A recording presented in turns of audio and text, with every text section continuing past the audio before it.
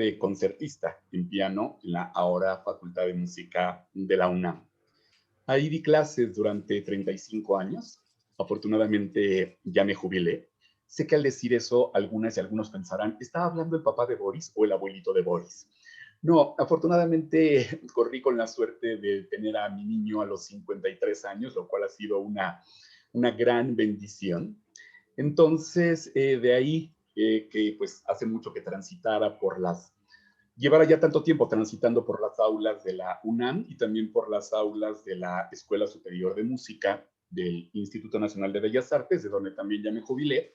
Seguramente conocen la Escuela Superior de Música, ahí sobre Río Churubusco, en el Centro Nacional de las Artes.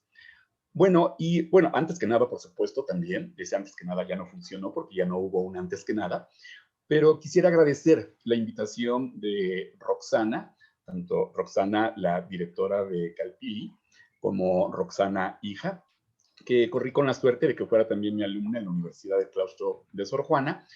Y bueno, cuando me invitaron a dar una plática, pensé en un tema que siempre me ha preocupado, que tiene que ver obviamente con la educación y sobre todo con la educación musical. Entonces decidí darle a esta plática el nombre de La culpa es del viento, porque hace algunos años, como lo comentaba Roxana, pues corrí con la suerte de que me mandaran llamar del Museo del Palacio de Bellas Artes para colaborar en algunas exposiciones. La primera de ellas se llamó El arte de la música y en aquel entonces di precisamente una plática que llevaba ese nombre. La culpa es del viento. Aquí quisiera preguntarle a Roxana si ya está lista la presentación para que la Ya está, vayamos ya está compartiendo. lista, entonces inicio para compartirla. Ah, ok. Muchas gracias. Pues este era el banner original de esa plática. La culpa es del viento. Eh, ¿Por qué me interesa sobre todo esta plática? Bueno, quisiera abrir un poco boca con una, digamos, anécdota. ¿Podemos ver la siguiente imagen, Roxana?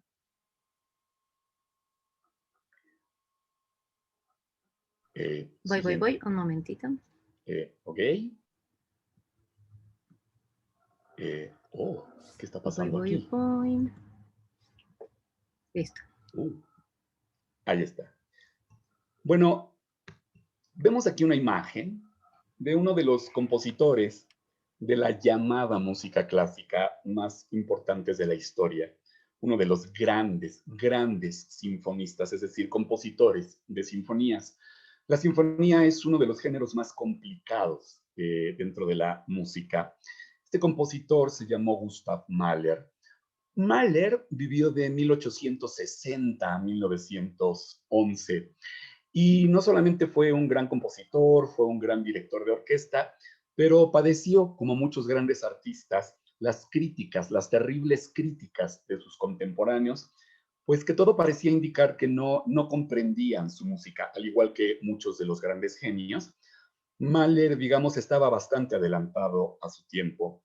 Y para responder a estas críticas, en cierta ocasión Gustav Mahler escribió un ciclo de canciones que se conocen con el nombre de las canciones del niño del corno maravilloso.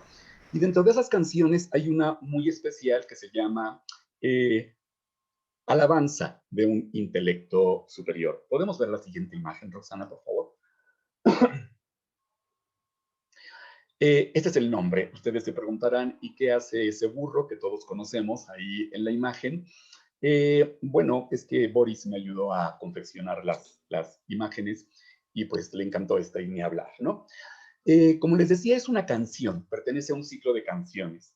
Ese ciclo de canciones está basado en, digamos, poemas populares que fueron recopilados a principios del siglo XIX por dos grandes poetas alemanes, Brentano, Clemens Brentano, y ahorita les digo el nombre del otro gran, sí, Joachim von Arnim, fueron quienes recolectaron estas canciones. De tal manera que estas canciones, digamos, conservan algo de esa sabiduría popular que vemos en ese tipo de expresiones. El texto de la canción, digo, qué lástima que no podemos escucharla, ojalá pudieran en algún momento oírla. El texto de la canción es el siguiente. Podemos ver la siguiente diapositiva. El texto cuenta una historia. La historia nos dice, una vez en un profundo valle, el cucú y el ruiseñor hicieron una apuesta, cantar una pieza maestra. Al vencedor, por arte o por fortuna, se le daría el premio. Siguiente, por favor. El cucú entonces dice, si te parece bien, le dice al ruiseñor, obviamente, he escogido al juez y menciona el nombre del asno, porque tiene dos orejas grandes, y así distingue mejor y mejor reconoce aquello que es justo. Siguiente, por favor. Pronto volaron hasta el juez. En cuanto le hubieron explicado la cuestión, establecieron lo que cantarían. Siguiente. El ruiseñor cantó con dulzura y el asno le dijo, tú me confundes, hija, hija, no puedo retenerlo en la cabeza. Perdón, aquí habría que señalar que pues todo mundo sabe que el ruiseñor tiene un canto inmensamente bello, pero en mi experiencia personal me he encontrado con muy pocas gentes que han escuchado realmente a un ruiseñor.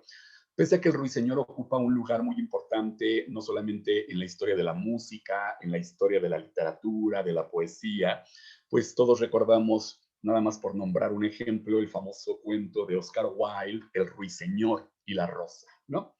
Y supondríamos que el ruiseñor tiene un canto infinitamente más bello que el del cucú, que solo hace cucú, ¿no? Entonces el texto nos sigue diciendo, entonces el cucú entonó rápidamente su canto por terceras, cuartas y quintas, que en la música diríamos son intervalos, son sonidos, por decirlo ahorita de una manera sencilla, muy simples. Sin embargo, al asno le gusta y dice, espera, espera, espera, mi veredicto deseo dar, sí, dar. Siguiente, por favor. Y entonces le dice al ruiseñor, has cantado bien, pero tú, cucú, cantas buenos corales, vas justo a tiempo, justo a tiempo. Siguiente, por favor. Termina diciendo el asno, declaro, según mi superior intelecto, superior intelecto, y aunque me cueste un país entero, a ti te doy el premio, cucú, cucú y ¿no? Ok, esta canción se vuelve muy importante, era muy importante, insisto, era una crítica que el mismo Gustav Mahler estaba haciendo a las críticas que se le hacían, ¿no? En el sentido de que pues no siempre los críticos están preparados realmente para emitir juicios que reflejen la realidad de los verdaderos valores del arte. Eh, Personalmente, voy a decir algo que seguramente va a ofender a más de uno o de una, les pido disculpas por anticipado, pero siempre he pensado que la mayoría de los críticos de arte no son más que parásitos del talento ajeno, sobre todo cuando en su labor crítica no ayudan a tender puentes de comunicación con la gente, que es la que debiera, digamos, recibir los beneficios de sus críticas, cuando las críticas verdaderamente son buenas. Ok, en ese sentido podemos recordar algunos ejemplos pertenecientes a la historia del arte. Podemos ver la siguiente, por favor. Por ejemplo, todas y todos recordamos que cuando se inició ese movimiento que ahora conocemos como el impresionismo, recordamos, si mal no recuerdo, que se llevó a cabo del 15 de marzo al 15 de abril de 1874 en un enorme galerón del Boulevard de los Capuchinos en París, propiedad del fotógrafo Félix Nadar. Cuando se presentaron estos grandes pintores ahí, recuerdan Monet, Degas, Renoir, Cézanne, inclusive, ¿no? Morisot.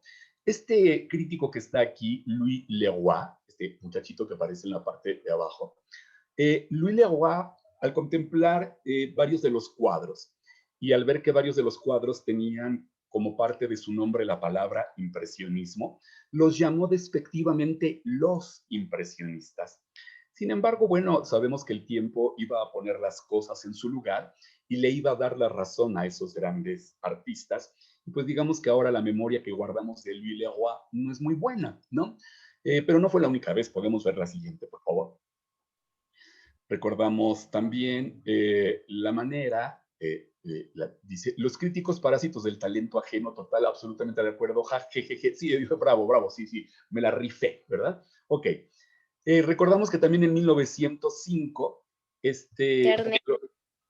bueno, bueno, ¿todo bien? Todo bien, todo bien. Ok, Se coló un bien. audio y estamos nada Este más otro solicitando crítico, que apaguen sus micrófonos, perdón. ok, ok. Este otro crítico llamado Louis Boxel. Louis Boxel en 1905 se presentó en una exposición en la que mostraban su obra pintores como Matisse, Derain, Vlaminck. Lo que llamaba mucho la atención de esa exposición era la intensidad, digamos, de los colores, la agresividad de los colores utilizados por estos pintores. Digo, de ahí vemos algunos ejemplos. Y como en una de las salas, en medio había una escultura que evocaba las esculturas del gran escultor renacentista Donatello. La mayoría de la gente lo recuerda solamente como una de las 4 tortugas ninja, pero al ver esa escultura, entonces Louis Boxel dijo que era como ver a Donatello entre las fieras, ¿no? Que eso es lo que significa, digamos, la palabra fobe, fobismo, sería como el movimiento de las fieras, y de esa manera los llamó despectivamente, y bueno, también el tiempo pondría las cosas en su lugar. Podemos ver la siguiente. Uy, así podemos platicar muchos casos. Por ejemplo, la siguiente es la siguiente. No siempre los poderosos, no, la anterior, la anterior. No siempre los poderosos por ser poderosos tienen razón. La anterior, ahí está. Y pues no deberían de opinar acerca de ciertas cosas. Por ejemplo, todas ustedes y todos ustedes recuerdan que durante el periodo del comunismo staliniano en la ex Unión Soviética, Stalin subió al poder en 1926 y murió en 1953, se estableció un terrible terror, ¿no? En todos los órdenes realmente de la vida de la ex Unión Soviética, pero el arte no fue la excepción. Y aquí tenemos a 3 grandes compositores, 3 de los más grandes compositores de la historia de la música, Sergei Prokofiev, Dmitri Sostakovich y Aram Khachaturian. Pues estos grandes hombres fueron perseguidos y fueron obligados inclusive a pedir perdón en un gran congreso en 1948 por sus errores, digamos, ideológicos a la hora de componer. Recordarán que en el comunismo, si un artista pecaba de aburguesamiento, es decir, si sus obras reflejaban los valores de la burguesía, si sus obras, por ejemplo, reflejaban una postura subjetivista, es decir, mostraban sus emociones y los aspectos de su vida personal, o si sus obras caían en el terreno del formalismo, digamos, de las experimentaciones artísticas, lo menos que les podía pasar era terminar en un campo de concentración. Muchos de ellos murieron, no solamente en esos campos de concentración, sino fusilados. ¿Podemos ver la siguiente, por favor? Lo mismo sucedió, recuerdan, durante el periodo de la Alemania nazi, ¿no? La siguiente, por favor. Ahí está, ¿no? En 1900, esto fue en 1937, si mal no recuerdo. No, la anterior. En 1937, el régimen nazi, anterior, ahí está, el régimen nazi que había ascendido al poder en 1933, ¿cómo se dice? Digamos, no encuentro la palabra, se me fue, pero de sus museos extrajo una enorme cantidad de obras, aproximadamente 15,000 obras, de artistas que consideraban, cuya obra era considerada degenerada. Y las obras de estos artistas fueron expuestas en una muestra que precisamente llevó el nombre en alemán de Entartete Kunst, que significa arte degenerado, ¿no? Aunque no lo crean, obras de Picasso, obras de Chagall, obras de Kandinsky, obras de Paul Klee y de muchos otros artistas fueron mostradas, fueron exhibidas de manera vergonzosa, humillante, ¿no? ¿Qué era lo que se consideraba arte degenerado en el régimen nazi? Bueno, pues todo aquel arte que acusara la influencia, por supuesto, del judaísmo, por supuesto, digamos, del bolchevismo también, la influencia de las nuevas tendencias del arte, obviamente en el siglo XX, y sobre todo la influencia de lo que ellos consideraban las culturas inferiores. Ahora sí, la siguiente, por favor. Como parte de este movimiento, al año siguiente se llevó a cabo una muestra musical que recibió el nombre de Entartete Musik, es decir, música degenerada. Al que vemos aquí es ni más ni menos que el famoso doctor Joseph Goebbels. Y Joseph Goebbels fue el que determinó cuáles eran los lineamientos de la música netamente alemana, netamente aria, digamos.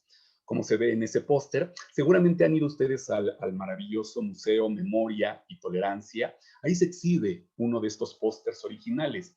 En el póster vemos a un hombre de piel oscura, que lleva una arracada, símbolo de su condición de esclavo, lleva a su vez una estrella de David en la solapa del smoking, toca un saxofón, ¿no? Y todo esto son alusiones a eso que comentábamos, es decir, la influencia del judaísmo, la influencia del jazz, la influencia de las razas inferiores, era considerada como una de las causas de la música degenerada, y esa música fue erradicada. Los compositores que no alcanzaron a huir fueron perseguidos y muchos de ellos murieron en los campos de concentración, en las cámaras, terminaron en las cámaras de gas. Siguiente, por favor. De tal manera que, en todos lados se cuecen habas, hasta en el mismo arte, me explico. A veces la incomprensión se da en el mismo terreno de los colegas, o se ha dado en ese terreno. Tal vez recuerden el famoso concierto para piano y orquesta número 1 de Piotr Ilich Tchaikovsky. Perdón, aquí le pusimos el gran Chai, ¿no? Ese es uno de los conciertos más bellos y más famosos. Bueno, pues ese concierto, cuando Tchaikovsky se lo presentó a su amigo y maestro Nikolai Rubinstein para saber su opinión, Nikolai Rubinstein le dijo que el concierto era una basura, que si no cambiaba muchas cosas, ni siquiera esperara que se molestara en tocarlo, le dijo Rubinstein. Bueno, hubo un pleito terrible entre Tchaikovsky y Rubinstein. Tchaikovsky se lo iba a dedicar originalmente a su maestro, terminó dedicándoselo a este gran director y pianista que aparece al lado, Hans von Bülow, y fue el que lo hizo famoso. No fue el que hizo famoso ese gran, gran concierto. ¿En qué estaría pensando Nikolai Rubinstein? Tal vez era pura envidia de su parte. Siguiente, por favor, ¿no? Siguiente imagen. Recordarán también que, por ejemplo, cuando Beethoven, ¿no? Cuya mirada intensa vemos aquí, cuando Beethoven estrenó su séptima sinfonía, este personaje llamado Friedrich Wieck, que fue ni más ni menos que el padre de una de las grandes, grandes pianistas y compositoras del siglo XIX, Clara Wieck, que fue además esposa de Robert Schumann. Este hombre, Friedrich Wieck, al escuchar la sinfonía de Beethoven, dijo que la obra le parecía el resultado de la enajenación mental de un borracho, ¿no? Así, de ese calibre. Y sin embargo, estamos hablando de una de las obras no solamente más bellas, sino más representativas de la historia de la sinfonía, por la manera en la que transformó el lenguaje musical. Siguiente, por favor. Y Friedrich Wieck no era cualquier aficionado, ¿eh? Era un gran compositor, era un gran pianista, era un muy buen músico. Bueno, ¿y qué podemos decir del gran Johann Sebastian Bach, de Papá Bach, ¿no? Muchas veces hemos dicho esto, muchas veces. Si existe alguien allá arriba en lo alto, en el cielo, pues seguramente es Dios. Y abajo de Dios está seguramente Johann Sebastian Bach. Abajo de Bach están los grandes compositores, Beethoven, Debussy, Ravel, Tchaikovsky, bla, bla, bla, bla, bla. Hemos dicho que muy, muy, muy abajo está don Armando Manzanero, que en paz descanse. Muy, muy, muy abajo de Armando Manzanero está el Buki, y en el inframundo están Paquita la del Barrio y Maluma. Espero no ofender la sensibilidad de nadie, ¿no? Pero bueno, inclusive Bach fue criticado en su momento porque se consideraba su música ya pasada de moda, decadente y demasiado compleja. Vamos a hablar un poco más de eso más adelante. Podemos ver la siguiente, por favor. Y recordamos también la siguiente, por favor. Dice, jaja, el reggaetón tal vez sea la verdadera música de género. Ok. Y pues bueno, a veces hay personas que también creen que pueden criticar cualquier cosa. Recuerdan a este personaje tan especial. Prefiero no nombrar su nombre, alguien que ahí se ve claramente, ¿no? Recuerdan que no hace mucho tiempo, en su famosa columna del diario Milenio, criticó una de las óperas más importantes del siglo XX, Wozzeck, de Alban Berg, y la llamó tortura atonal. Dios mío, vean nada más la risa de estos compadres, ¿no? Al enterarse de las opiniones de esta mujer, porque no pasan de ser eso, opiniones, ¿no? Quien hace un comentario de ese tipo se ve que no sabe absolutamente nada y no entiende absolutamente nada de música, ¿no? Pero bueno, esta persona tiene muchos seguidores, muchos se dejan arrastrar por sus comentarios y por sus críticas, digamos, entre comillas, ¿no? Ok, seguimos adelante. La siguiente, por favor. Siguiente, por favor. Ahí está. ¿Qué hace aquí Dance Monkey? Seguramente, qué lástima que no las puedo y no los puedo ver, se les deben estar saliendo los ojos. ¿Qué hace aquí? No, la anterior, por favor, rápido, la anterior. No, nadie dijo la siguiente, por favor. Roxana, la anterior. Ahí está. Esta muchachita, Toni Watson, recuerdan, compuso esta canción, Dance Monkey. No, ¿qué pasa? ¿Por qué? ¿Por qué la anterior? No. Regresamos con Dance Monkey, por favor. Ahí está Dance Monkey. Creo que hay un leve retraso y eso ha hecho que yo vaya desfasada en las imágenes, pero ahí está la de Dance Monkey con Tony Watson, Sí, ¿correcto? estamos viéndola, sí, sí. Sí, ahí está. Perfecto. Ahí está. Ok. Muy bien. Déjenme platicarles una anécdota. En cierta ocasión, mi esposa, la mamá de Boris, íbamos en un taxi y de pronto el taxista iba escuchando esta rolita, llamémosla así. Y de pronto me dice, no sé por qué me gusta esa pieza. Yo tampoco supe por qué le gustaba, pero poco a poco me di cuenta de que andaba por todos lados, ¿no? Medio mundo hablaba de Dance Monkey. Hasta que de pronto me puse a analizarla e inclusive di una conferencia en torno a esta pieza, pero de lo que más me sorprendió fue, ahora sí la siguiente, por favor. Lo que más me sorprendió fue que al revisar el video en YouTube, tenía una enorme cantidad de visitas.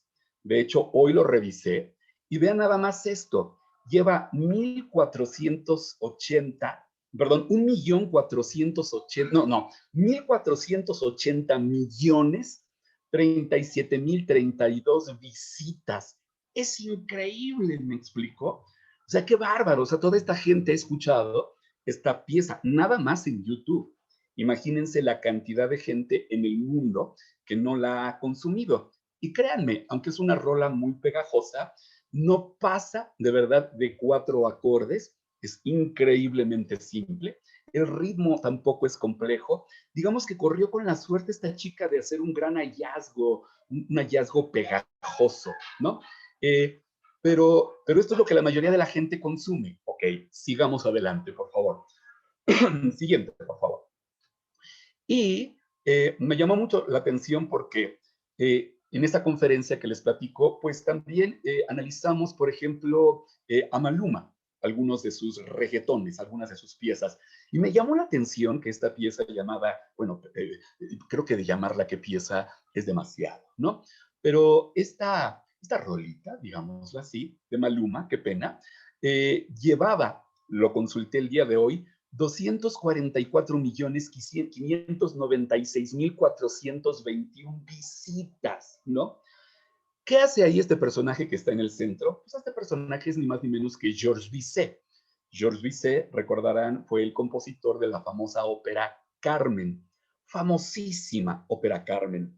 Lo interesante es que Georges Bizet murió, si mal no recuerdo, como a los 36 años aproximadamente. Murió un poco después del estreno de Carmen. Cuando se estrenó Carmen fue un tremendo fracaso, pero él nunca supo, porque murió un poco después, que su ópera se iba a convertir en uno de los grandes hits de la historia de la música. Y no solamente Carmen, sino recordarán la famosa habanera, ¿no? De la ópera Carmen. Es una de las piezas más famosas, ¿no? ¿Por qué estoy mencionando esto? Esa cantante que está ahí, Ángela Gheorghiu, hace una interpretación bellísima de la habanera de Bizet. Increíble, su interpretación apenas tiene... sí, perdón, ¿alguien dijo algo? ¿Alguien quiere comentar algo? Continuamos, ¿No? continuamos. Ingresaron Okay. a sala con micrófono encendido. Continuamos. Ok. Su interpretación, que es bellísima, la pueden consultar, lleva apenas 5.798.619 visitas, que son bastantes, ¿me explico? Pero ¿qué es eso comparado con Qué pena de Maluma?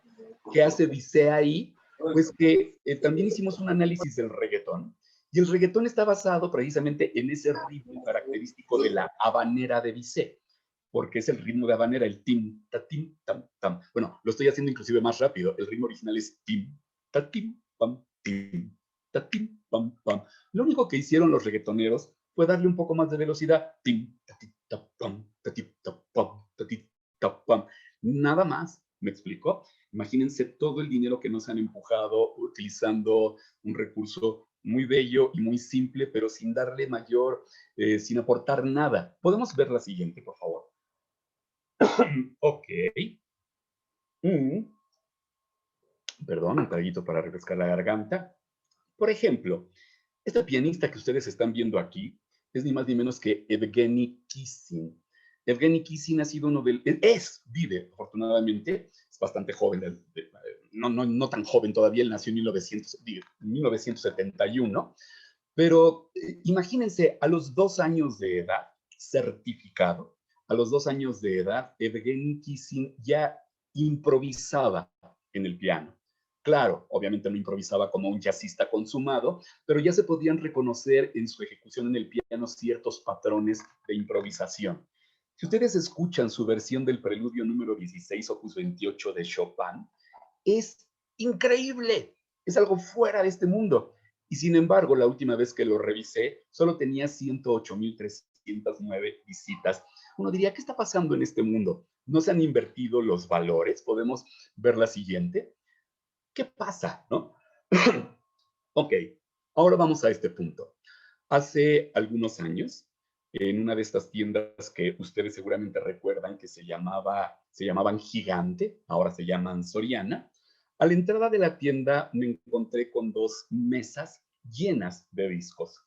Lo curioso es que a una de esas mesas nadie se acercaba, mientras que en la otra mesa la gente se arrancaba, se arrebataba los discos, como si fueran las últimas reservas de latas de atún en medio de una emergencia nuclear, ¿me explico? En medio de una catástrofe.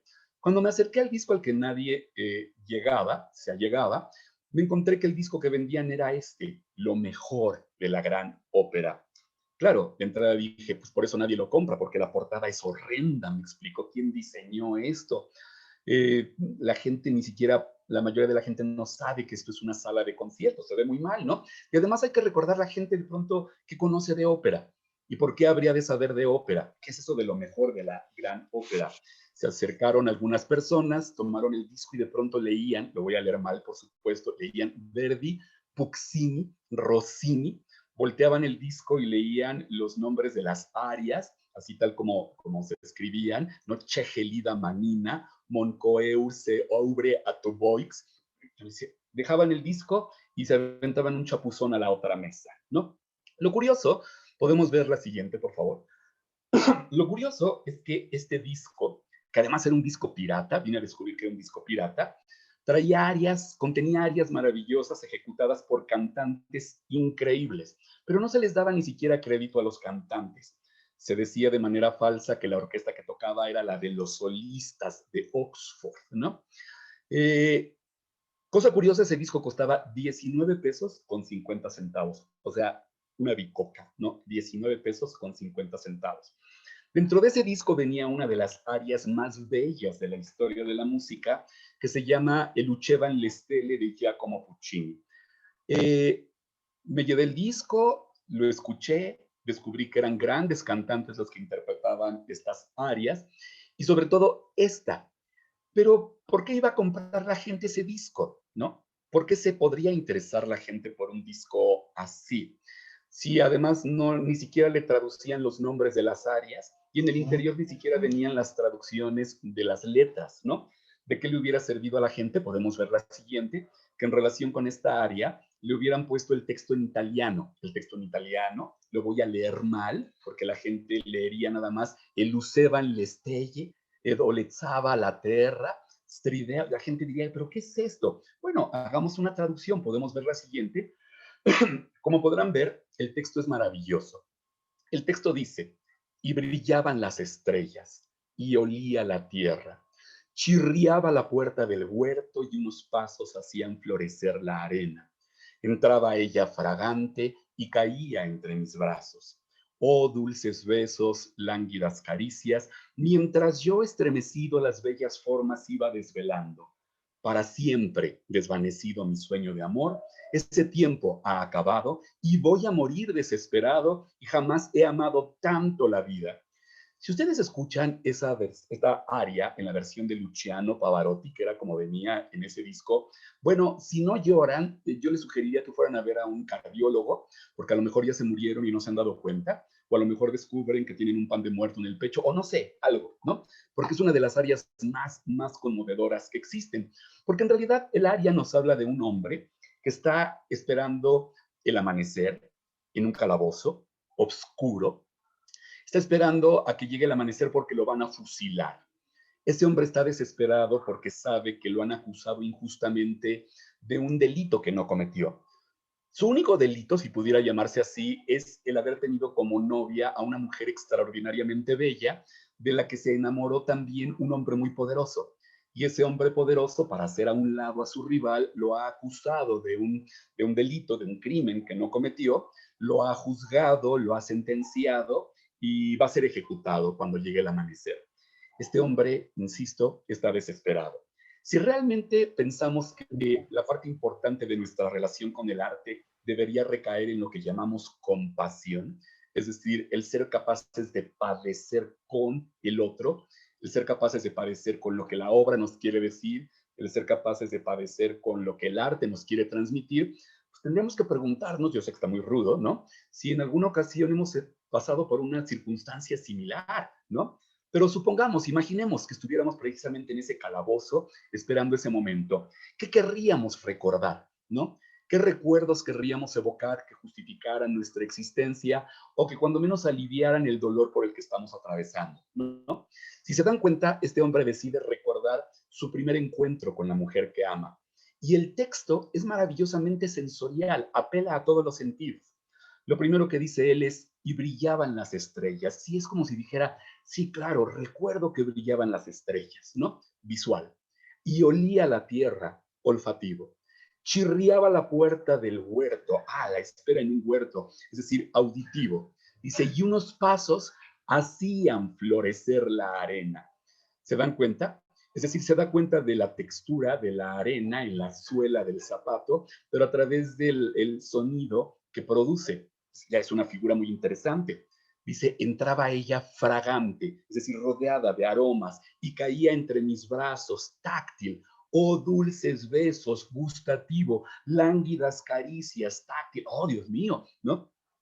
Dice, mientras yo, estremecido, las bellas formas iba desvelando. La idea es, mientras la acariciaba, sentía las formas de su cuerpo debajo de las telas.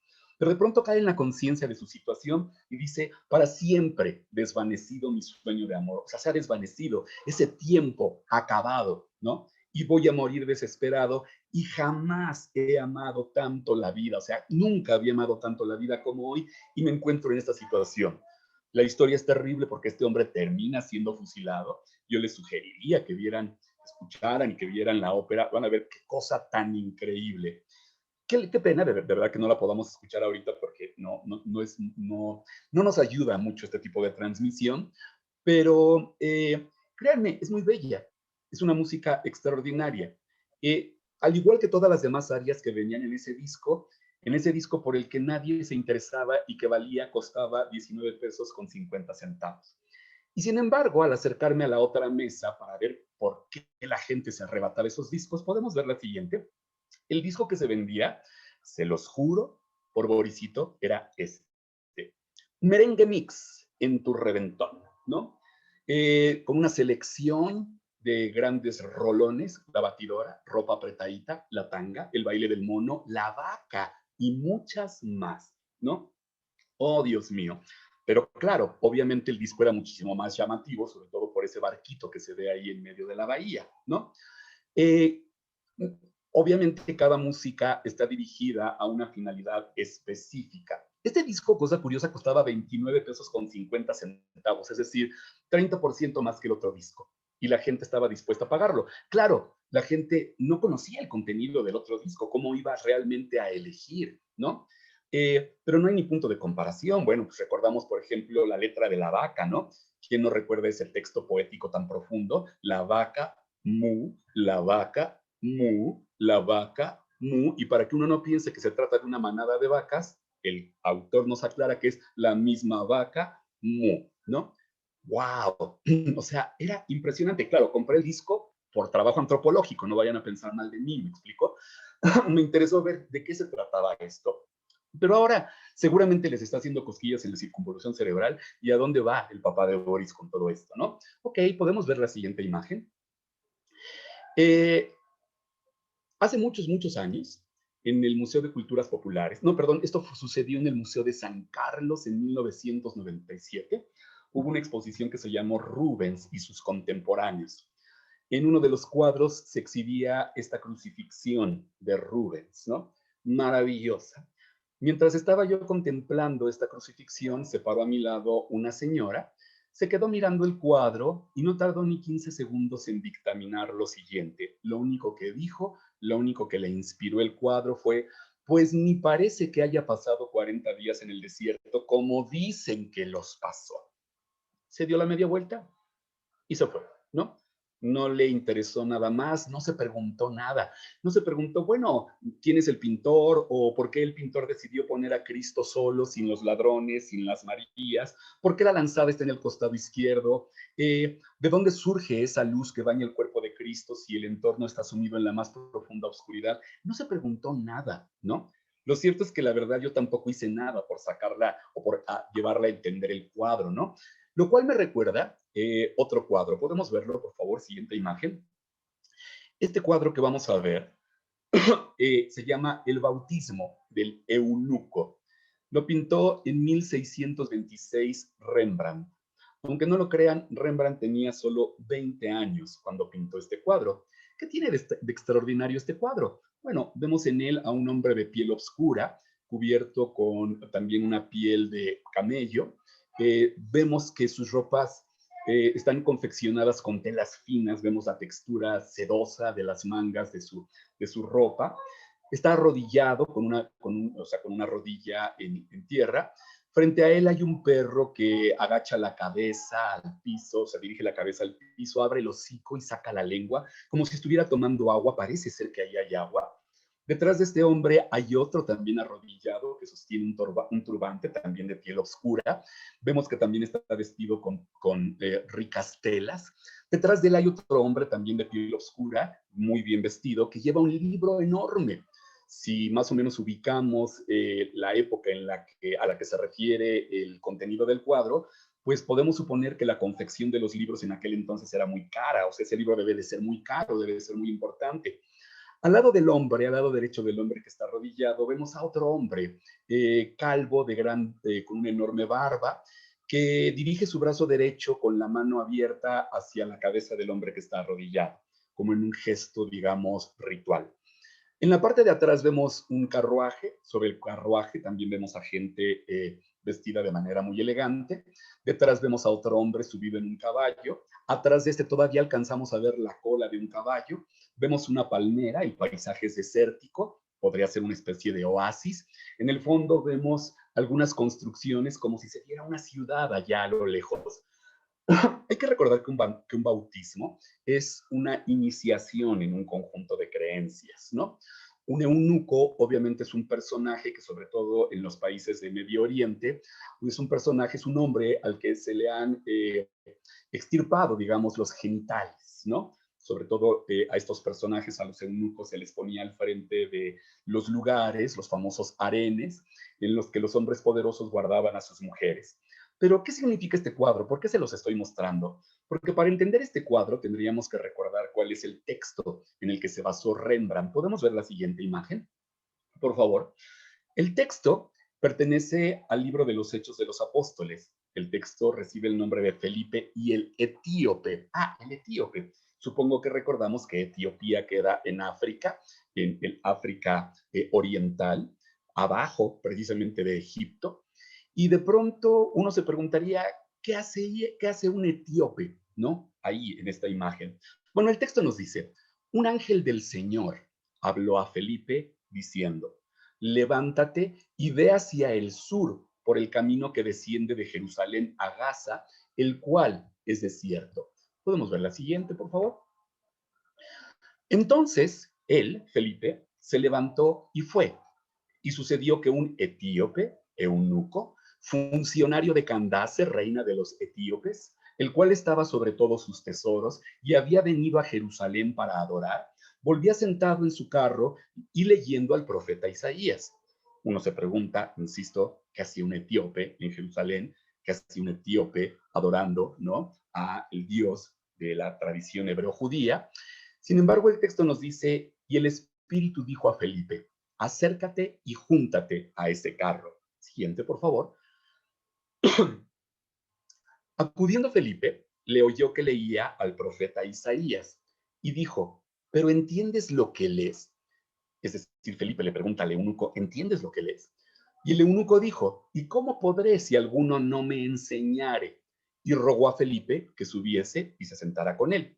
El pasaje de la escritura que leía era este. Siguiente, por favor.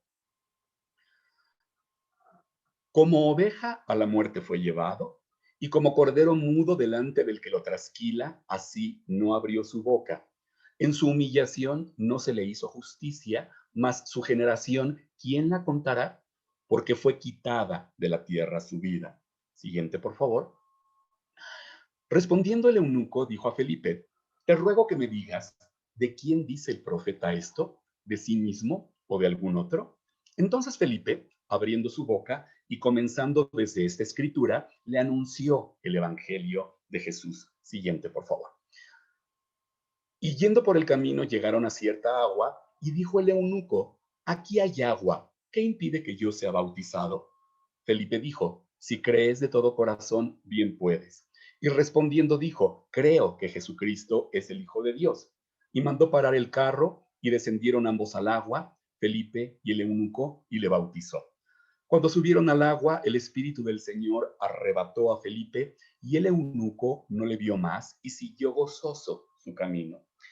Independientemente de la narración, del contenido, digamos, religioso de la narración, hay una parte muy importante que tiene que ver con lo que le dice el etíope a Felipe cuando éste le pregunta que si entiende lo que lee. Y el etíope dice, ¿y cómo podría si alguien no me enseñare? Lo mismo podríamos decir, por ejemplo, de la señora que veía el cuadro, ¿no? Yo le pude haber preguntado, ¿pero entiende lo que ve?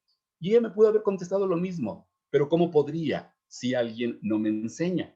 Lo mismo podría haberle dicho a toda esa gente que compraba el disco de Merengue Mix en su reventón, ¿no? O más bien, ¿por qué no compraban el otro disco? Y la gente hubiera dicho, pues no entiendo, o sea, si alguien no me explica, no entiendo qué es esto de la gran ópera. ¿Podemos ver la siguiente imagen, por favor? Muy bien, este es el punto crucial, la pregunta crucial. ¿Y cómo podré si alguno no me enseñare? De ahí la importancia de que en el arte se tiendan puentes de comunicación, ¿no? Es lo que precisamente se llama mediación. Tal vez algunos de ustedes sepan que precisamente Roxana, la hija de la directora de nuestra escuela, Calpili, fue subdirectora de mediación del Museo del Palacio de Bellas Artes y me consta su enorme interés por tender ese puente de comunicación en las exposiciones que estuvieron a su cargo.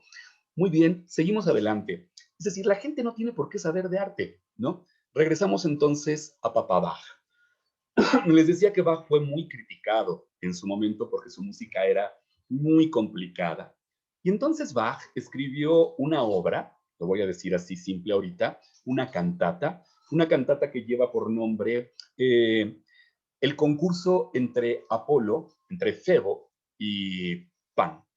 Perdón, déjenme llamarle la atención a mi perro Simón porque se está comiendo una planta. Simón, Simón, Simón, no, ya, disculpen. Ok. ¿Qué nos dice este mito en el que se basó Bach para escribir esta cantata? Que en cierta ocasión, Pan, que es este personaje que aparece ahí, recuerdan, es un fauno con patas de cabra, cuernos. Pan, que inventó la llamada flauta de Pan, también llamada siringa, se llama así porque Pan en cierta ocasión, al ver a una ninfa, que como toda ninfa de la mitología griega, que se precie de ser una ninfa va desnuda por el bosque, al verla Pan se enciende en pasión sexual y la persigue. Y cuando está a punto de ser alcanzada, la ninfa invoca a su padre, un dios río, y este la transforma en carrizos. Cuando llega Pan es demasiado tarde y solo escucha cómo el viento al pasar por los carrizos produce sonido. Es entonces que a Pan se le ocurre cortar distintos tubos de distintos tamaños, pegarlos con cera y de esa manera confeccionarse la primera flauta, que por eso se llama flauta de Pan, o siringa, por el nombre de la ninfa. Bueno, Pan aprende a tocar su instrumento con tal virtuosismo que se atreve a retar a un concurso musical ni más ni menos que al dios Apolo. El instrumento de Apolo, lo recordamos, es la lira. Apolo es el dios de la inspiración, es un dios de la razón, es un dios solar, es un dios del intelecto, es el que desde lo alto del monte Parnaso contempla en lo alto del monte Helicón a las musas que danzan y cantan, él les insufla la inspiración y Pan se atreve a retar a Apolo. Se lleva a cabo el concurso y la única condición que se pone es que cada quien nombre a su juez. Apolo nombra al dios de un monte sagrado llamado Tmolo y Pan nombra como su juez ni más ni menos que al famoso rey Midas, ¿no? Recordarán que el rey Midas es famoso porque era amigo de los dioses le conceden un don, le dicen que si quiere que le concedan un don, y Midas dice, sí, me gustaría que todo lo que tocara se convirtiera en oro. Los dioses le dicen, ¿estás seguro? Midas dice, sí. Y bueno, pues Midas va por aquí y por allá tocando las cosas, convirtiéndolas en oro, hasta que obviamente agarra la torta, se le convierte en oro, agarra el agua de horchata, se le convierte en oro, y pues se da cuenta de que va a morir de hambre. Entonces se da cuenta de su necedad también. Los dioses le preguntan que si quiere conservar el don, él dice no, pero desde entonces Midas queda como un necio. Y sin embargo, Pan nombra como su juez precisamente a Midas, a un necio. Ahora, Bach escribe esta cantata para responder, insisto, a las críticas que se le hacían. En realidad escribió esta obra para ejecutarla con sus amiguis en la ciudad de Leipzig, en Alemania, y pasarse la bomba, diríamos, ¿no? Y en esa cantata hay un pasaje muy interesante donde de pronto Pan se arroga, es decir, intenta hacer suyas cualidades que solo son del gran músico griego llamado Orfeo. Recuerdan que la mitología nos dice que Orfeo era capaz de hacer que las piedras se movieran, que los ríos se detuvieran, que los árboles se inclinaran, amansar los furores de las fieras, descendió al inframundo, inclusive gracias al poder de su música, con la intención de rescatar a su esposa Eurídice, ¿no? Que había muerto víctima de la mordedura de una serpiente. Bueno, pues Pan de pronto dice que su música es como la de Orfeo. Y entonces en la cantata va a aparecer un personaje, podemos ver la siguiente imagen, por favor. Un personaje que en la mitología griega recibe el nombre de Momo. Momo, en la mitología griega, significa el sarcasmo, ¿no? Sabemos que el sarcasmo es una forma irónica de decir las cosas. En realidad se quiere decir lo contrario de lo que se está diciendo. No cualquiera puede ser sarcástico, hay que ser muy inteligente. Y de pronto Momo, ¿no? Dice, oh, entonces escuchemos a Pan, el gran maestro del canto. Y Momo canta un aria en ese momento. Diríamos en la actualidad, canta una canción, pongámoslo simple, ¿no? Y el texto de esa canción es muy interesante porque dice, patrón, su patrón obviamente es Apolo, le dice, patrón, la culpa es del viento. Si la gente se jacta y no tiene dinero, la culpa es del viento. Que la gente tome por verdadero solo aquello que ve con sus propios ojos, la culpa es del viento. Que los tontos sean sabios, la culpa es del viento. Que la fortuna sea ciega, la culpa es del viento. ¿Qué significa eso de la culpa es del viento? ¿No? Hay que recordar que la cantata fue escrita por uno de los seres más inteligentes que han atravesado, que han transitado por nuestro maravilloso planeta. Hay una metáfora detrás de esto. Y para entender esa metáfora tendríamos que recordar otro mito. Espero que no les importe que se los platique. Roxana, ¿vamos bien? ¿Vamos bien? Vamos bien, vamos bien. ¿No se nos ha ido la gente? No, Roberto, todavía no. Todavía no. Todavía aquí no. seguimos, profe. No, aquí estamos, okay. Aquí estamos. Ok, me apuro. Ese mito nos dice que la diosa Palas Atenea, diosa de la razón, del intelecto, de la guerra como estrategia, a la que reconoceríamos si pasara por enfrente de nuestra casa, porque va ataviada con una armadura, lleva un escudo, recuerdan, en cuya superficie se ve el rostro de la gorgona Medusa, lleva un casco, lleva una lanza, en su hombro tal vez lleve lo que parece una lechuza, pero que en realidad es una variante de la lechuza llamada mochuelo. Llevaría también tal vez en su mano una pequeña figura de una Nike, de una victoria, etcétera, etcétera. Palas Atenea se dice que en cierta ocasión, perdón, inventó un instrumento conocido como aulos en el mundo griego. ¿Podemos ver la siguiente imagen, Roxana, por favor? ¿Cómo es el aulos? Ustedes se preguntarán. Bueno, aquí vemos algunas imágenes, ¿no? Vemos a personajes tocando esos dobles tubos como grandes conos alargados. El aulos, cuando es doble, es decir, cuando son dos tubos, recibe el nombre de auloi. ¿Por qué es importante? Porque su sonido es nasal, penetrante, agudo, como el del oboe moderno. Tal vez hayan escuchado un oboe. Ay, perdón, es que mi perro Simón ya me vino aquí a desplazar. Simón, saluda. Buenas noches a todos, buenas noches a todas. Ok, bueno, inevitable, ¿no? En estas circunstancias. Ok, bueno, decía que entonces el aulos tiene este sonido. Palas Atenea inventa este instrumento y muy orgullosa de su creación, sube al Olimpo para mostrársela a las demás divinidades y cuando lo toca, de pronto algunas de ellas se burlan por su rostro, se burlan de su rostro por la manera en la que se le hinchan los cachetes, se pone roja, se le saltan las venas como a un oboísta. Palas Atenea, avergonzada, desciende a la tierra, se contempla en las aguas de un estanque mientras toca el instrumento y ve que efectivamente se le deforma el rostro. Encolerizada, arroja el instrumento y lo maldice, y maldice a aquel que lo recoja. Y por ahí va pasando precisamente un sátiro, otro personaje también mitad del cuerpo de cabra, llamado Marcias.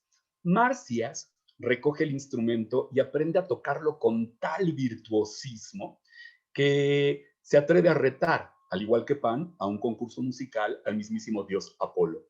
En este caso, Apolo acepta, pero impone una condición. El que pierda será desollado vivo, se le arrancará la piel vivo. Lamentablemente, Marcias pierde el concurso y es desollado vivo. Creo que tenemos un cuadro más adelante. Por favor, Roxana, ¿podemos avanzar uno? Roxana. Hello. ¿Ya avanzó otro más? No, bueno, aquí tenemos más imágenes de aulos. Avanzamos otro más, por favor.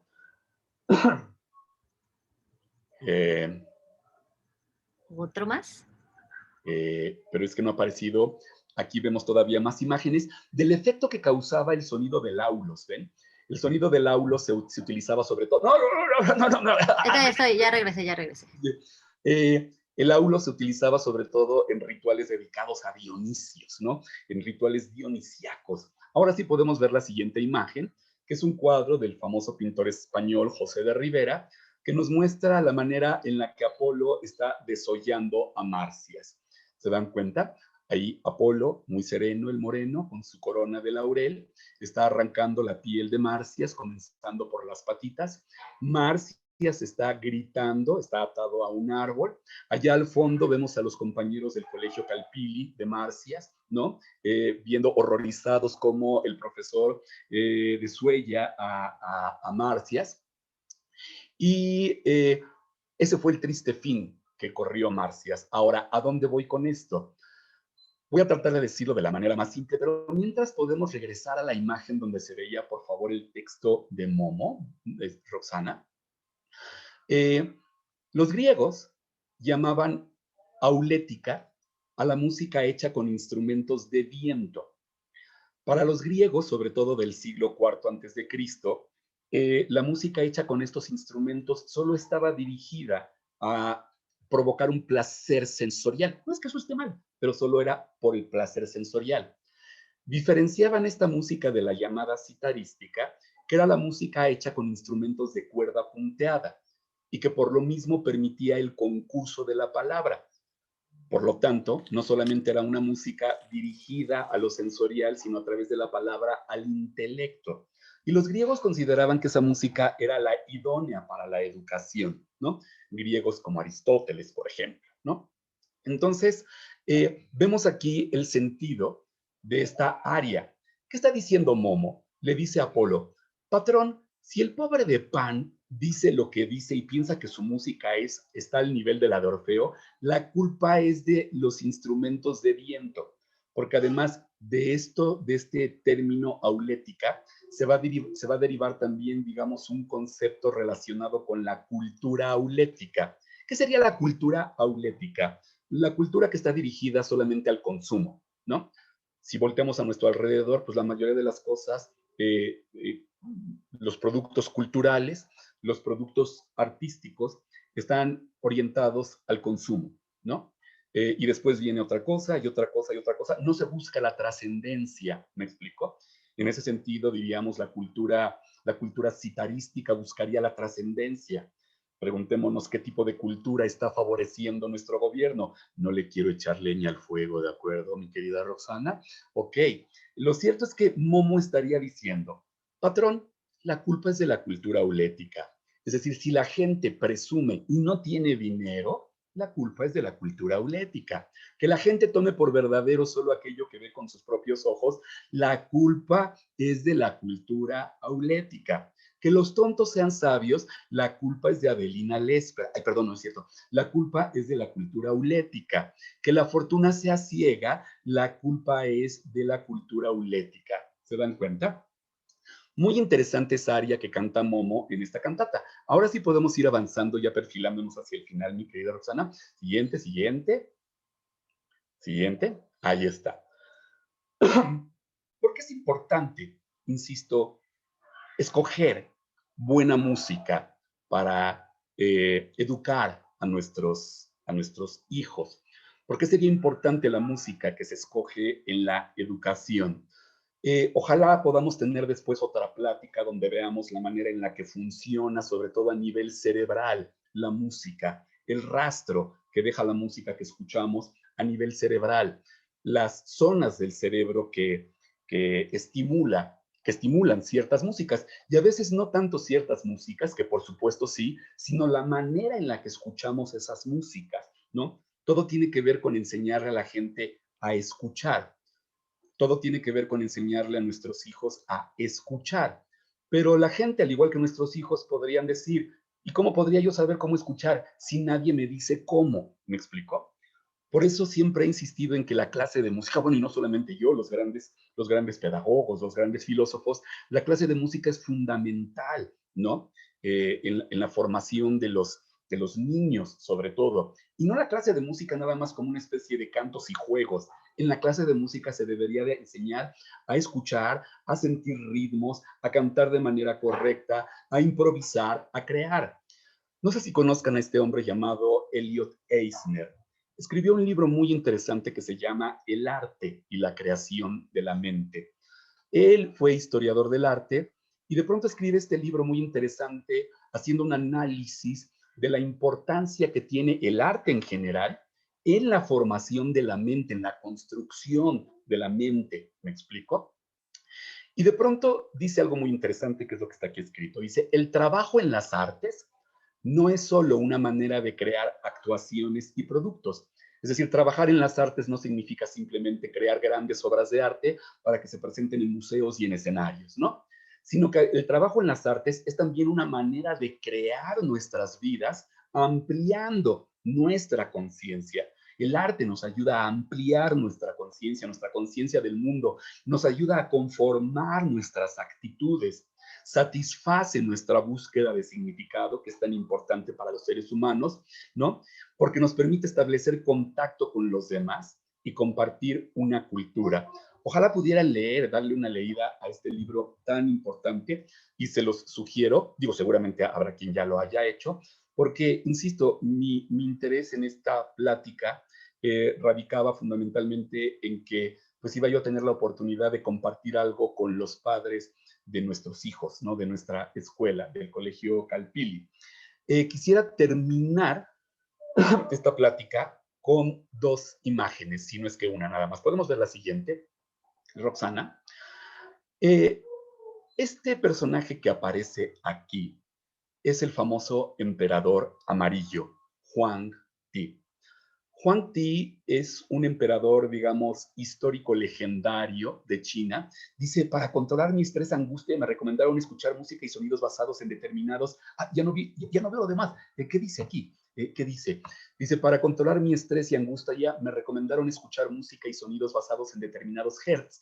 No he leído mucho sobre eso, pero ahora, solo con esa música basada en niveles de hertz, es como logro tranquilizarme por las noches y duermo un poco más.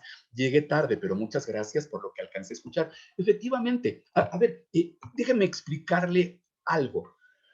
Bueno, primero voy a terminar de decir esto, pero déjeme ver, mi querida Noemí, le voy a compartir algo. Bueno, primero termino con Huang Ti.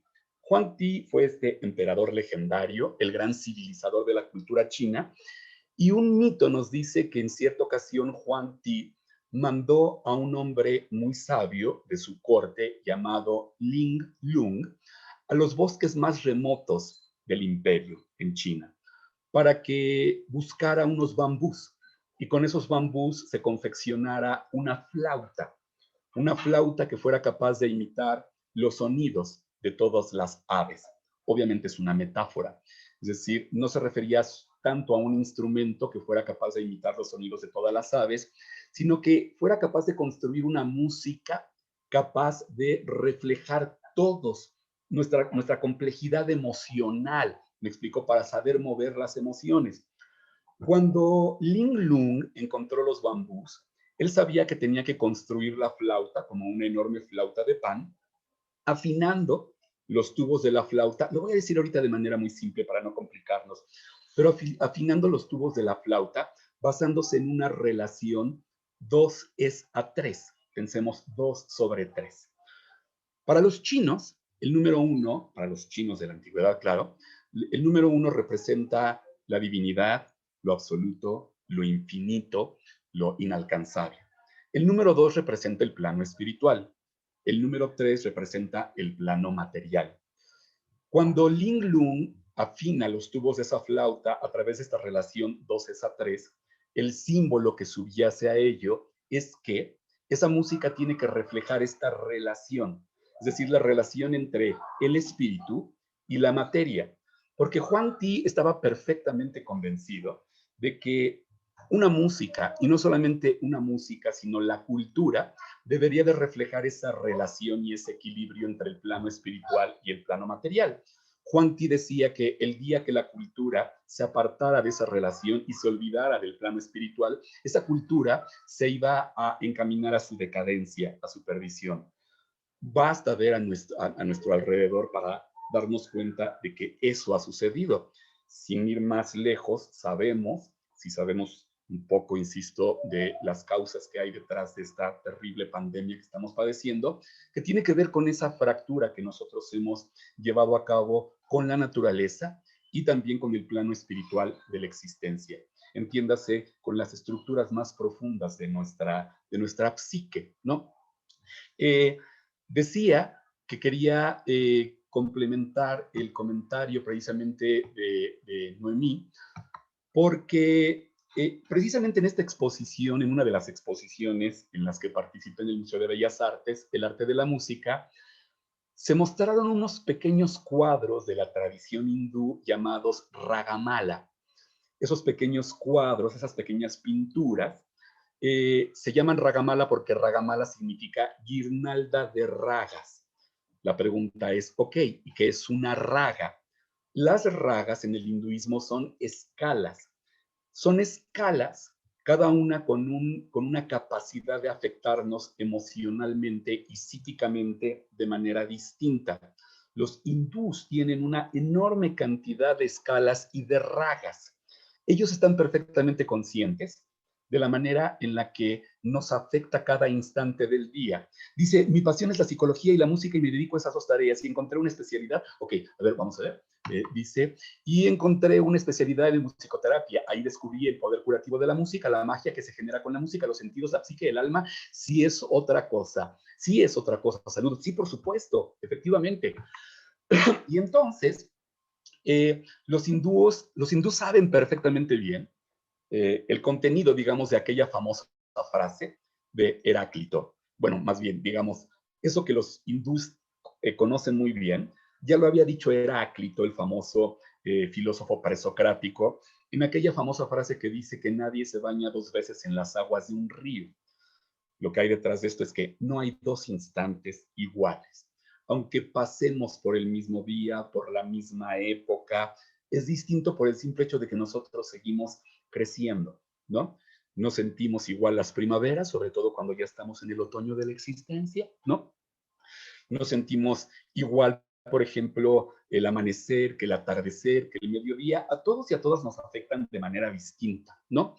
Los hindúes están tan conscientes de eso que saben que cuando eso que los afecta los lleva a perder su equilibrio emocional, recuperan su equilibrio a través de improvisar sobre estas melodías, sobre estas escalas, perdón, a partir de crear melodías sobre estas escalas, porque para ellos es como medicina. Y es una medicina tan importante que hay un famoso mito hindú que dice que en cierta ocasión el dios Vishnu llevó a uno de sus servidores, digamos a uno de sus sacerdotes, a visitar las estancias celestiales. Y que de pronto pasaron por una estancia donde en cuyo interior había mucha gente con fracturas, con heridas, con deformaciones. Y cuando el servidor le preguntó a Vishnu qué era eso, Vishnu le dijo, cada una de esas personas representa cada uno de los ragas mal entonados. Es decir, se refiere a medicinas erróneamente tomadas. Para los hindús, entonar el raga incorrecto puede provocar un efecto pernicioso, como si tuviéramos la presión baja y nos tomáramos un medicamento para la presión alta, ¿me explico? Pues la presión se nos va a ir al inframundo y pues nosotros con ella, ¿no? Entonces, las grandes tradiciones, las grandes civilizaciones de la antigüedad tenían perfecta conciencia de esto, pero lamentablemente lo hemos olvidado. Y eso es a todos los niveles. No solamente estamos hablando de música a nivel terapéutico, a nivel curativo, a nivel educativo, por ejemplo, también la música en el trabajo es muy importante, la música también como, digamos, solaz, como esparcimiento, porque para todo hay música, ¿me explico? Pero deberíamos de saber elegirla, pero a veces no nos damos cuenta de que nos violentamos, ¿no? Por escuchar ciertas músicas y violentamos a los demás. Creo que todavía hay otra imagen, Roxana, y con esa vamos a terminar. eh, Ya no tengo otra. entonces es la última. Ok, Sí, exacto. Entonces es la última. Pues terminé de manera muy bonita, ¿no? Ok, bueno, pues aunque podríamos seguir hablando otras 3 semanas acerca del tema, espero que lo que haya compartido con ustedes, pues tal vez les mueva un poco a reflexionar. Digo, no dudo que habrá quien sepa muchísimo más de esto, ¿no? Pero me hace muy feliz pensar que he aportado algo que ayude a la educación y a la formación de nuestros niños. Lo último que me queda por hacer es preguntarles que ¿hay alguna duda que no sea existencial? ¿No? Dice aquí, recordé a Reich y Capra, por supuesto, ¿no? Eh, ¿Hay alguna otra duda? No, si alguien quiere comentar algo, puede en este momento abrir el micrófono y tomar uso de la palabra. tomar el micrófono a la una. Dice, maravillosa charla, muchas gracias. No, al contrario, Carlos, muchas gracias. Muchas gracias, señor, que dice ahí el nombre Dana, pero supongo que usted no es Dana, ¿no? Muchas gracias por su like, ¿no? Eh, Hola, profe.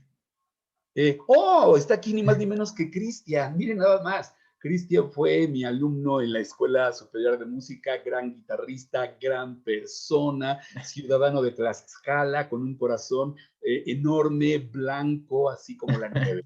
Gran persona. Hola, Eric.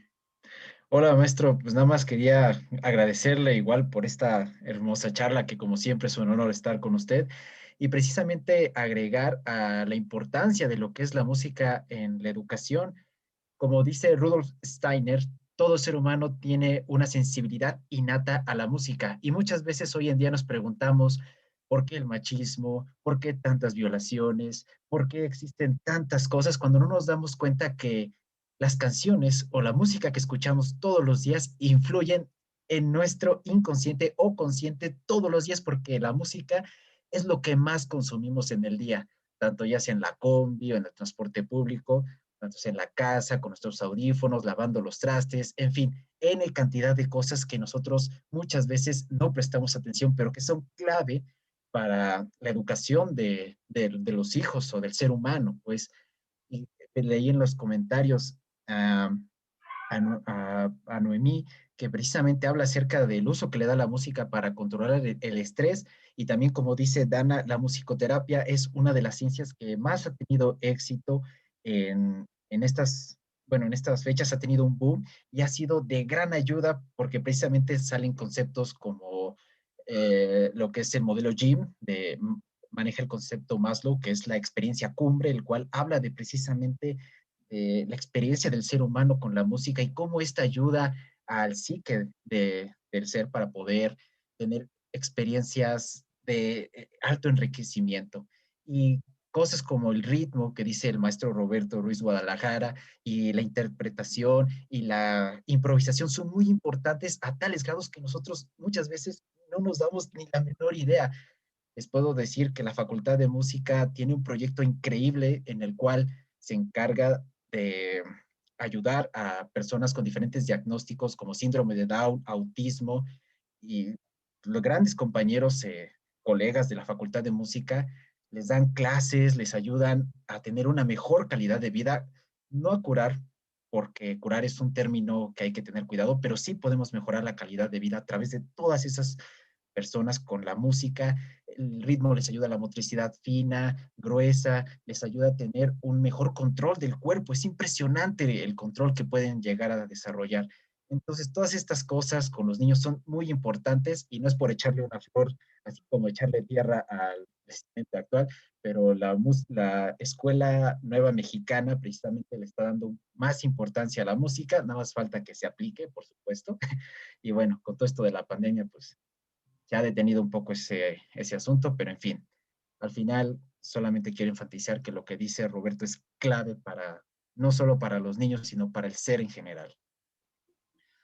Muchas gracias, Cristian. Solo quiero mencionar dos cosas en relación con lo que comentaste. ¿Puedo, Roxana? Porque te veo un poco inquieta. Para nada, para nada. Adelante. Excelente. Sí, hay que recordar, por ejemplo, que Vasily Kandinsky decía que la gente está hambrienta de pan espiritual. Toda la gente está hambrienta de pan espiritual y esto incluye el arte. La gente está hambrienta de música, pero la alimentamos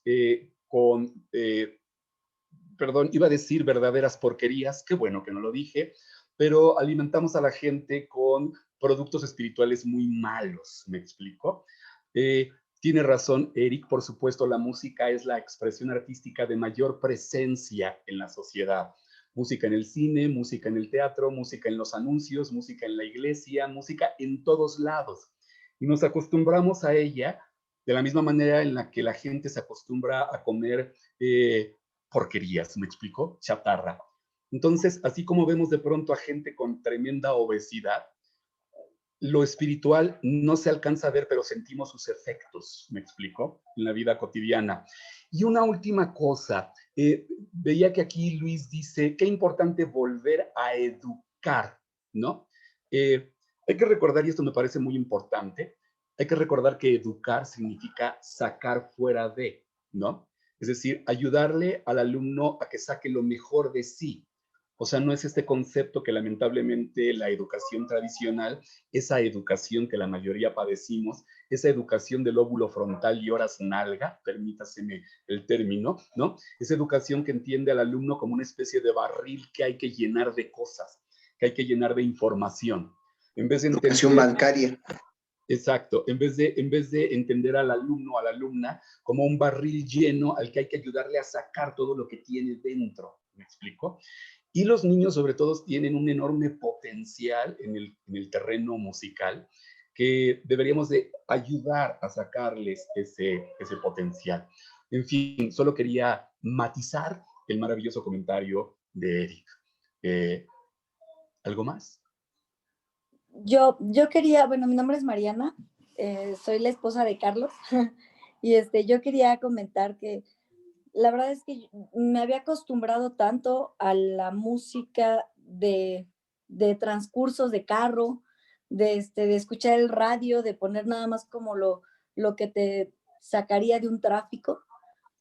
Y a raíz de que me casé con él y empecé a darme cuenta de la música como forma del qué te hace sentir más allá del eliminar algún tipo de tráfico o algo, me di cuenta que la gente normalmente consumimos o consumía yo, por lo general, basura, porque era emociones muy vanas, como infidelidades o cosas así, que normalmente se ponen a escuchar ese tipo de cosas, ¿no?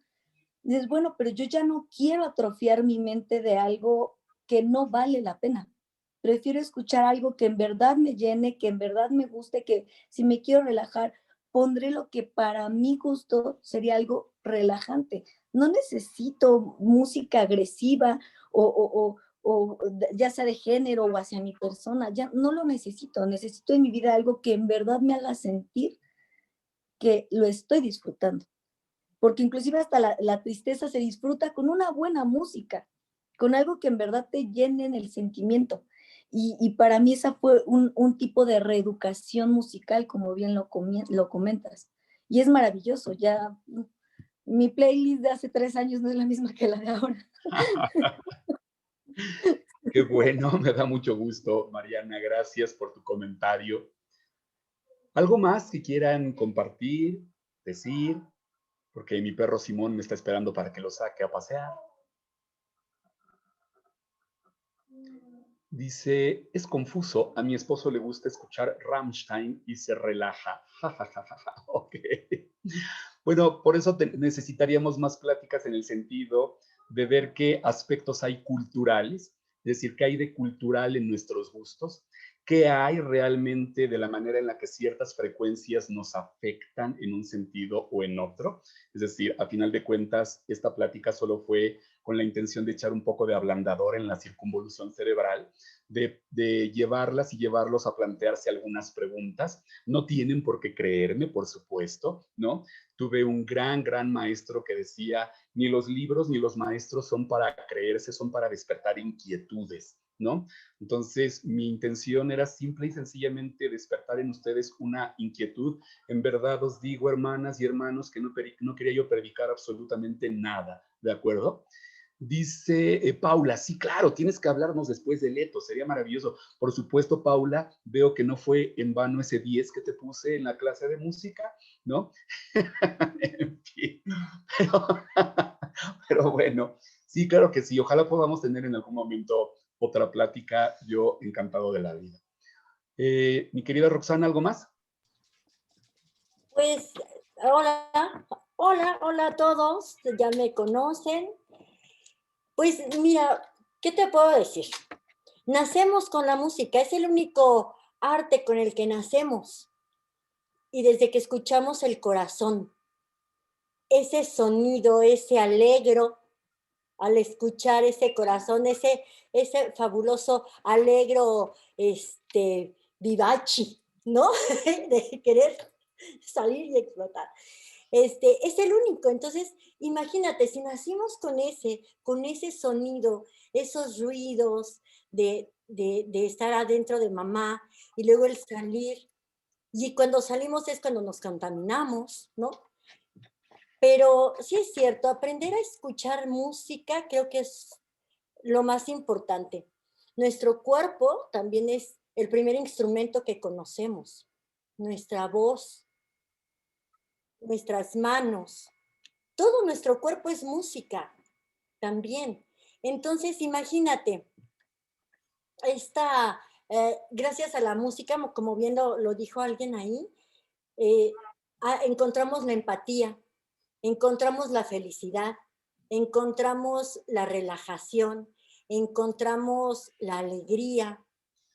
Entonces, sí es súper, súper importante realmente conocer la música, apreciarla y aprender a escuchar música, ¿no? Sí es cierto, se vale oír música cuando estás tomando unos tequilas, claro que es una música. O que quieres bailar, ya vámonos a la pachanga. Sí, se vale porque está padre, porque eso también nos va a provocar sensaciones. Pero nosotros, por ejemplo, acá en Montessori, lo que hacemos es, cuando están trabajando los niños, ponemos música, ¿no? Música procurando que no haya voz. Música en donde los niños se relacionan con su cuerpo y con todo el córtex para poder desarrollar un aprendizaje. Gracias a la música, y Montessori lo decía, cuando trabajemos pongamos música agradable. Que no nada más sea una dicha el trabajo y un orgullo, sino también que nos llene lo espiritual. Y eso solamente se logra con la música. Y bueno, pues... Oigan, que quede claro, perdón, Roxana, que quede muy claro algo, ¿eh? Yo no quiero cambiar los gustos de nadie. Cuando hablaba de los discos de esta tienda, ¿me explicó? Mi única postura era, ¿por qué no prueban también de esto? ¿Me explicó? Y amplían su panorama, nada más, que eso quede muy claro, ¿no? Todos tenemos gustos culposos. Y está bien, porque el gusto también tiene que ver con tu cultura y también hasta tu espacio geográfico, o sea, por supuesto. Pues es que la música es nuestro lenguaje universal. Y está bien, pero sí, aprender a escuchar buena música creo que es necesario, y más en este tiempo. Como bien decía esta Mariana, ¿no? O sea, cuando aprendes a apreciar esa música y aprendes esta parte de la historia, no, te queda un aprendizaje increíble y de verdad, te ayuda muchísimo a tu avance como persona. Pues, no Pues ya sé. está. Pues, ¿qué te puedo decir? Ya sabes que aquí en Calpili te admiramos mucho, te respetamos mucho, te queremos mucho, a tu familia, a ti, por supuesto, bueno, a Boris, que es nuestro niño precioso. ¡Hola! ¿No? Que bueno, que ha ido también a mis niños grandes de secundaria. Y bueno, pues qué bueno que estamos juntos. Ojalá nos regales otra plática más adelante, ¿no? Ahí que digan que quieren escuchar de ti también, por supuesto. Y pues no sé, ¿qué te puedo decir? Muy orgullosa de tenerte, muy agradecida, y pues no sé si quieran cerrar con algo, Cari. Pero bueno. Pues agradecerles a todos su asistencia. Vamos a seguir teniendo este tipo de charlas, ya lo estaremos compartiendo en las distintas vías de comunicación. Agradecerte muchísimo, Roberto, muchísimas gracias, siempre es maravilloso escucharte. Gracias a ustedes, gracias. Y que pasen muy buenas noches todos. Todos y todas. Pau, y todas. Nos vemos. Cristian, nos vemos, que esté muy bien. Roxana. Nos vemos, profe. Bye. Buenas noches. Buenas noches. Gracias, profe. Buenas noches. Gracias, maestro. Gracias, buenas noches. Adiós. Hasta luego, gracias. Muchas gracias, buenas noches.